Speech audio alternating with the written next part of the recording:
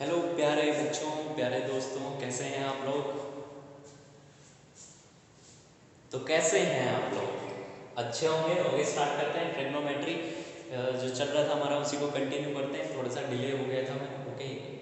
मैं ट्राई करूँगा कि आप लोगों के पास वीडियो जल्दी से जल्दी पहुँच सके। ठीक है, थोड़ा सा बिजी शेड्यूल है तो थोड़ा सा मेरे को एक्सक्यूज़ चाहिए आपके लिए। ओके, स्टार्ट करते हैं। अब तक हमने जो क्वेश्चंस पढ़े थे, हमने पढ़े थे पाइथागोरस थ्योरम पे बेस। ठीक है, इसी को थोड़ा सा कंटिन्यू करते हैं। एक दो तरह के टॉपिक और हैं, मतलब कि जो पाइथागोरस थ्योरम है उसमें क्वेश्चंस एक दो तरीके से और बन सकते हैं। कैसे बन सकते हैं? तो थोड़ा सा डिफरेंट क्वेश्चन लेते हैं हम। अब तक हमें क्या था, या तो ये दिए गए थे और एंगल पूछ रहे थे, या फिर एंगल्स दिए गए थे ये पूछ रहे थे। अब हमें थोड़ा सा क्या करना है, थोड़ा सा उसको आगे फॉरवर्ड करना है। और 15 cot A equal to 8, 15 cot A equal to 8 ये हमें दिया गया है। ठीक है, 15 cot A equal to 8, sine A और सेक ए निकालना है। ये हमें निकालना है। अब तक हमें सिर्फ क्या दिया गया था, या तो इस तरीके से दिया जाता है कोट ए की इक्वल वैल्यू दे दी जाती थी और हम उसको पुट करके इसमें रख देते हैं, या फिर इन दोनों की वैल्यू दे देते थे, तीसरी निकाल करके हम इसमें पुट कर देते थे। लेकिन अब की बार क्या है, सिर्फ एक वैल्यू दी है। देखो कोट ए इक्वल टू 8 दिया है, यानी हमें ये तो पता है कि पंडित बद्री प्रसाद जो है क्या बोलता है, हर हर बोलेंगे, हर हर। ठीक है, हमें ये तो पढ़ना है, पता है, लेकिन दिक्कत कहाँ आ रही है। अब देखो कोट ए अगर मैं बात करूँ तो कोट ए क्या होता है, टेन का उल्टा, यानी टेन होता है पी बाई बी, तो कोट क्या हो जाएगा, बी बाई पी। ठीक है, बेस अपॉन परपेंडिकुलर या फिर आधार अपॉन लंब। ओके, तो स्टार्ट करते हैं। देखो कोट ए, अब मैं इसको इस फॉर्म में लाना चाहता हूँ। देखो यहाँ पे इसको लिख दूँ बी बाई पी के इक्वल, तो b तो मेरे पास 8 आ गया, लेकिन p कहाँ से लेके आऊँ। तो देखो स्टूडेंट्स, ये क्या है, 15 मल्टीप्लाई में उधर जाके डिवाइड हो जाएगा। तो इससे मैं क्या लिख सकता हूँ, quote a equal to 8 multiply में 15 में उधर जाके किधर आ जाएगा, डिवाइड में 8 अपॉन 15। ये बन गया, ये वापस से उस फॉर्म में आ गई जैसे अब तक हम क्वेश्चन करते आ रहे थे। बस थोड़ा सा ये डिफरेंट था, बाकी आप कर सकते हो। अगर चाहो तो मैं आपको टिक करके दे देता हूँ। ठीक है, फटाफट फिर आगे करेंगे। तो लिख लेते हैं ABC, ये क्या है, बेस अपॉन परपेंडिकुलर। तो देखो बेस है जो है 8, इसकी बात कर लेते हैं एंगल की। तो बेस 8 हो गया, परपेंडिकुलर 15 हो गया, ये हमें निकालना पड़ेगा। ठीक है,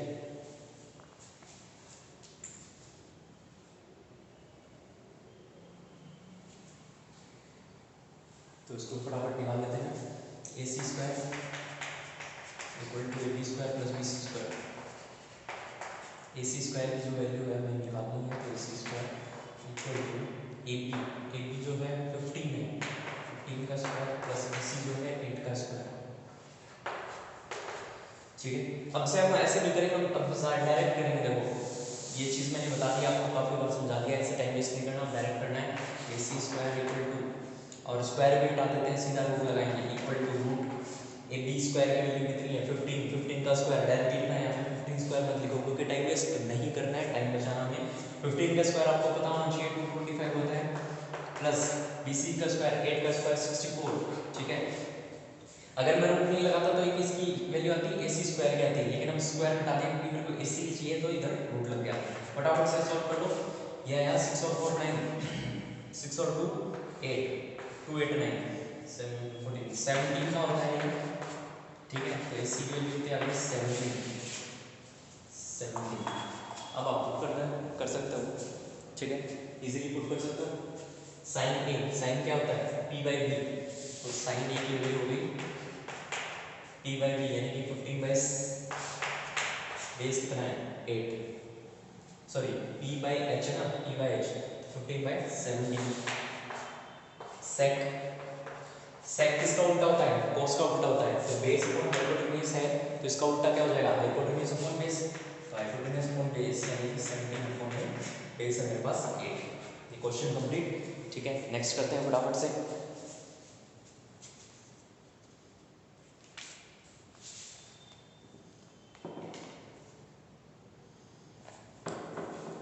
जो थोड़ा सा डिफरेंट क्वेश्चन होगा वो मैं आपको कराता चलूंगा, बाकी आप लोग प्रैक्टिस डिस्कस करते हैं ना।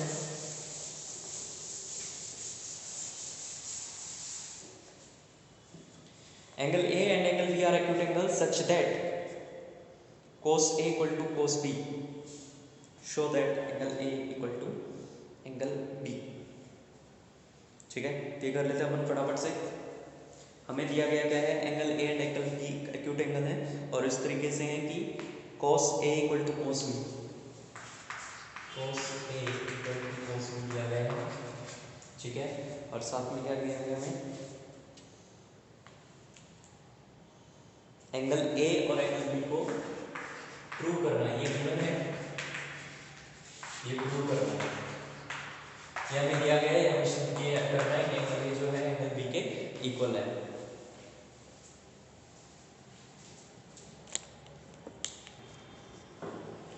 तो इसी को फटाफट से कंप्लीट करते हुए चलते हैं।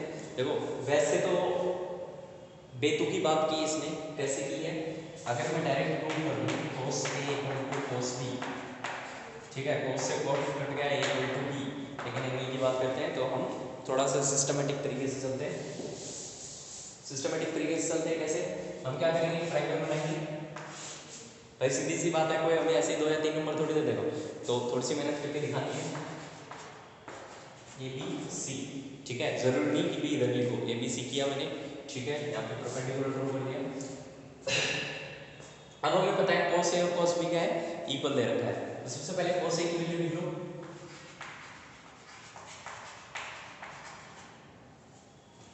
cos की वैल्यू b बाई एच। तो इस एंगल की बात कर लो, देखो एंगल क्या बोला है, cos A बोला है, ठीक है। तो cos A अगर मैं लूंगा तो देखो A अगर ये लेता हूँ तो ये हो गया बेस और ये हो गया एल्टीट्यूड, ये हमारा हाइपोटेन्यूज है, ठीक है। फटाफट से देखो, बेस अपॉन हाइपोटेन्यूज, ठीक है।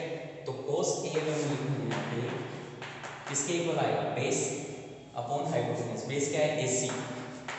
अब हमें नंबर नहीं दिया, वैल्यू नहीं दी गई कि AC की वैल्यू इतनी है, तो मैंने क्या कर दिया, सीधा AC लिख दिया, AC अपॉन हाइपोटेन्यूज यानी AB, AC अपॉन AB, ठीक है। ये क्या हमने cos A, सेम हम क्या करेंगे cos B के लिए करेंगे, cos B के लिए क्या हो जाएगा, एंगल चेंज हो जाएंगे तो वैल्यू चेंज हो जाएगी। ये क्या बन जाएगा, एल्टीट्यूड बन जाएगा और ये क्या बन जाएगा, बेस बन जाएगा, ठीक है। तो अब देखिए cos B वही बेस अपॉन हाइपोटेन्यूज, तो बेस ये है BC और हाइपोटेन्यूज AB, ठीक है।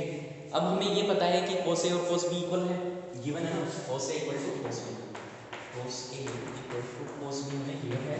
तो cos A और cos B की वैल्यू भी इक्वल होगी, यानी AC अपॉन AB जो है वो इक्वल होगा किसके, BC अपॉन AB। अरे भैया समझ रहे हो कि नहीं, देखिए सीधी सी बात है, cos A की वैल्यू दे दी AC अपॉन AB और cos B की वैल्यू दे दी BC अपॉन AB। अब सीधी बात क्या है, cos A और cos B इक्वल हैं, तो ये और ये भी क्या होंगे, इक्वल होंगे। तो AC अपॉन AB जो है वो इक्वल होगा BC अपॉन AB के।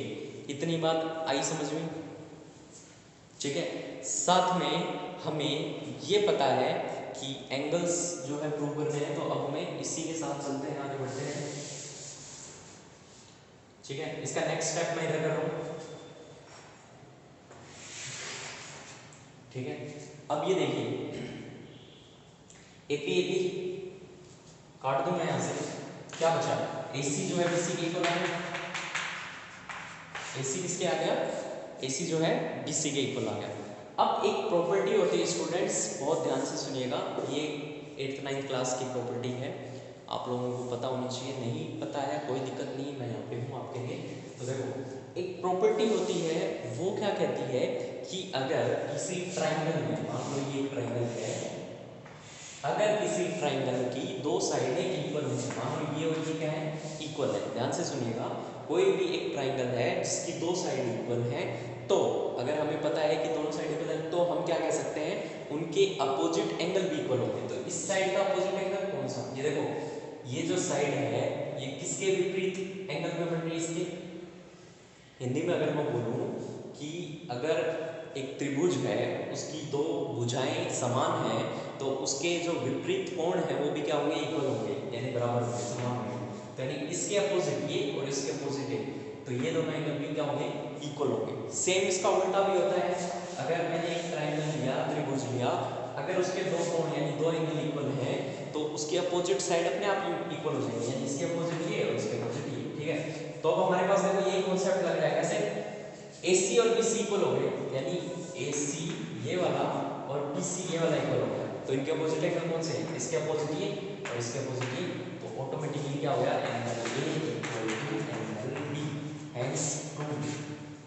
आई बात समझ, ध्यान से समझ लीजिए, नहीं समझ आई तो एक बार वापस से बैक करके देख लेना वीडियो, बहुत अच्छा क्वेश्चन है, क्योंकि इसमें आप लोगों को प्रूव करना है, प्रूव वाले क्वेश्चंस इंपॉर्टेंट होते हैं।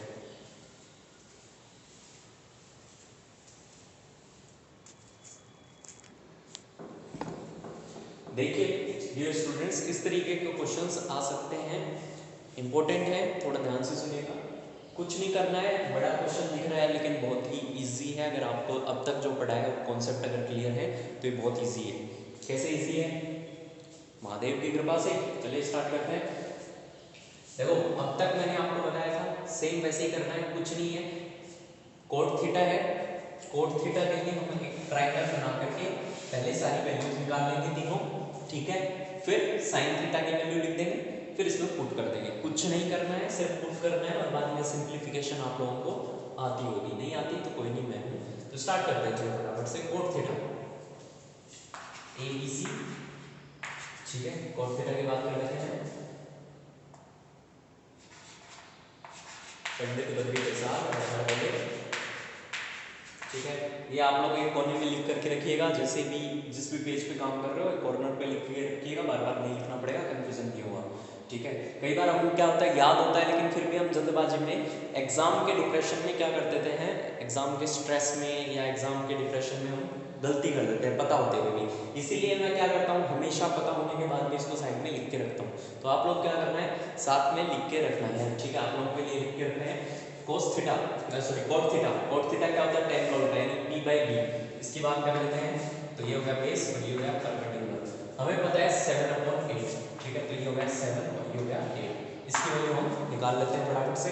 तो वैसे ही AC स्क्वायर क्या हो जाएगा, AP square plus PC square, फटाफट से निकाल लो। AB स्क्वायर डायरेक्ट लेना है, 8 का स्क्वायर 64 प्लस 7 का स्क्वायर 49, ठीक है। यह है AC स्क्वायर की वैल्यू, तो AC की क्या आ जाएगी, अंडर रूट, दोनों को सम कर दो, 9 और 4 13, 6 और 4 10 और 1 11, रूट 113। देखो स्टूडेंट्स इस बार क्या आई है वैल्यू हमारी, रूट में आई है, तो रूट 113, तो टेंशन लेने की कोई ज़रूरत नहीं है। रूट 113, ये नहीं कि ज़रूरी नहीं कि हमेशा परफेक्ट स्क्वायर रूट हो, ठीक है, इसकी कोई वैल्यू होती नहीं है, तो हम क्या कर लेते हैं, रूट में ले करके चलते हैं, तो कोई दिक्कत नहीं है, रूट में हम सॉल्व कर लेंगे इसको।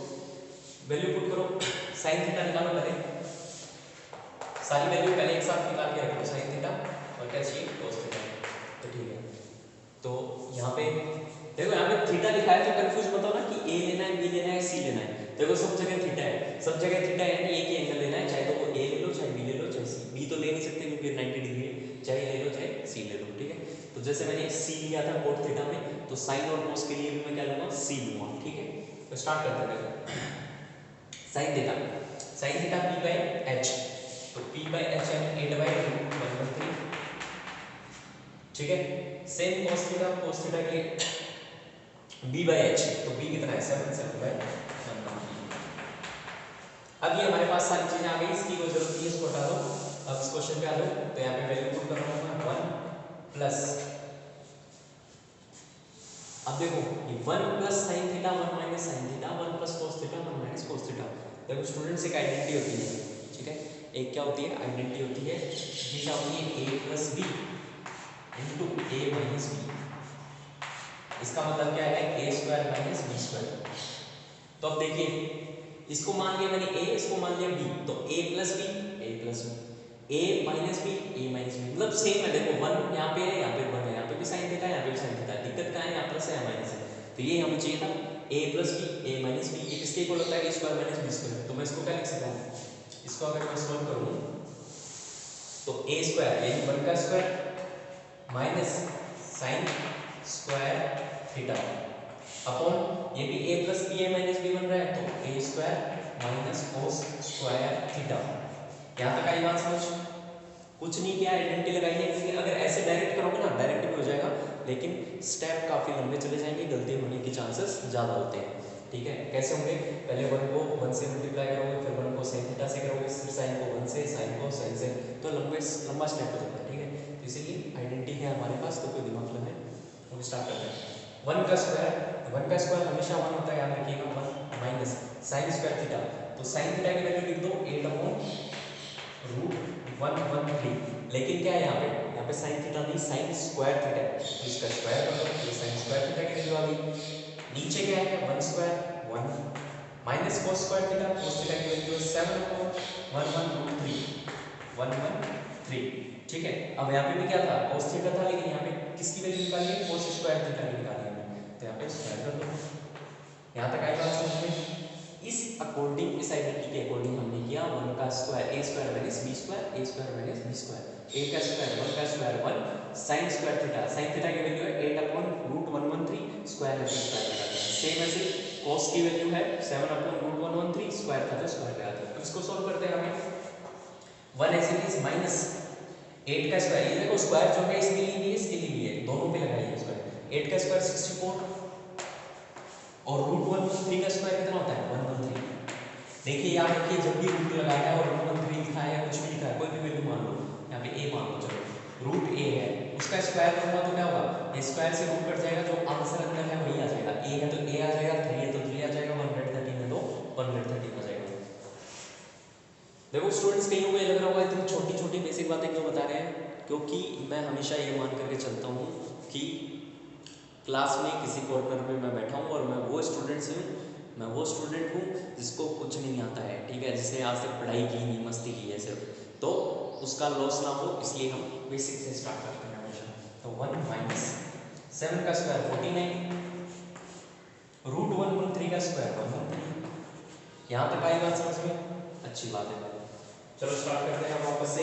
यहाँ पे एलशियम लेंगे तो कितना आएगा 113, ठीक है, यहाँ पे 113 माइनस 64।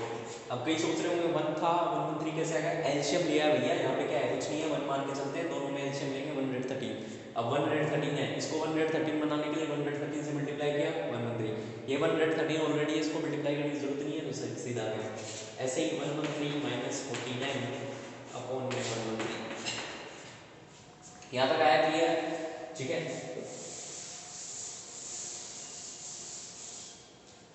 113 माइनस 64, ठीक है, 9 और 4 13, 10 में से 6 गए 4, 49 अपॉन में 113, उधर भी माइनस किया कितना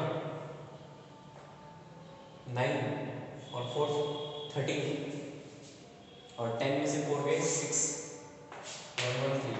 अब देखो ये क्या है, इस तरीके से डिवाइड है, कई बार बच्चे कंफ्यूज होते हैं कि ये 4 एक लाइन में कैसे आ गए। तो जब 4 टर्म्स एक साथ होती हैं डिवाइड में, तो स्टूडेंट्स क्या होता है, फर्स्ट और 4 मल्टीप्लाई होती है, सेकंड और थर्ड मल्टीप्लाई होती है, मतलब बाहर की एक साथ, अंदर की एक साथ। कैसे? इसका मतलब ये है 49 × 113, ये वाला इससे मल्टीप्लाई हुआ, ये वाला इससे, 64 × 113। अब देखो 113 से 113 कट गया, आंसर कितना आ गया 49/64। किसी से करते हैं तो काट दो, 7 7 49, 7 ठीक है, किसी से कट नहीं रहे तो 49/64 जो हमारा ये आंसर है। ओके, सेम जो नेक्स्ट क्वेश्चन है उसमें आप लोगों को क्या करना है, 10 की वैल्यू रखनी है, ठीक है। 3 cot A = 4 दिया है, तो सबसे पहले तो क्या कर दोगे, cot A = क्या हो जाएगा 4/3। देखो थोड़ा सा बता देता हूँ, आपको दिया है 3 cot A = 4, तो cot A की वैल्यू क्या आ गई 4/3। वापस से वो ट्रायंगल बनाओगे, ठीक है, तीनों साइड निकालोगे, तो हमें पता है। अब क्या देना है, 1 - 10² थीटा, 1 - 10² A अपॉन में 1 + 10² A, ठीक है। इसको वेदर प्रूव करना है, cos² A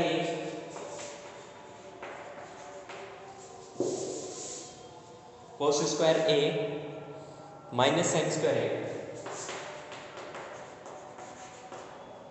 cos² A minus sin² A। इसको प्रूव करना है कि अगर ये वैल्यू हमें देखी है 3 cot A 4/3 के इक्वल, मतलब 4 के इक्वल है, तो cot A की वैल्यू कितनी होगी 4/3। अब प्रूव ये करना है कि इसकी वैल्यू और इसकी वैल्यू क्या आएगी, इक्वल आएगी। तो सबसे पहले आपको क्या करना है, वही ट्राइंगल बना के तीनों साइड निकालनी है। इसमें tan की वैल्यू रख देनी है 1 - tan square a 1 + tan square a। इसको अलग से सॉल्व करोगे, जो आंसर आएगा साइड में रख दो। फिर ये लेफ्ट हैंड साइड था, ये राइट हैंड साइड, फिर इसको सॉल्व करोगे अलग से, cos a की वैल्यू रख दी, sin a की वैल्यू रख दी, स्क्वायर करके माइनस किया, जो आंसर आएगा चेक करना है दोनों का सेम आ रहा है, इसकी वैल्यू और इसकी वैल्यू सेम आ रही है।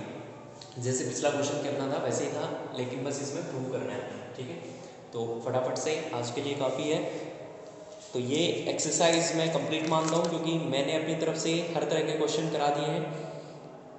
ओके, अगर कुछ डिफरेंट रह जाएगा तो मैं करा दूँगा, और अगर आप लोगों को कुछ नहीं आता है तो आप कमेंट में लिख दीजिएगा। कोई क्वेश्चन अगर इस एक्सरसाइज का नहीं आ रहा है, फर्स्ट एक्सरसाइज का, या कोई क्वेश्चन नहीं समझ में आ रहा है, तो कमेंट में मेरे को लिख दीजिएगा, ठीक है, और मेरे से बात कर लीजिएगा। आपके पंकज सर हमेशा आपके लिए रेडी है। Take care, good bye.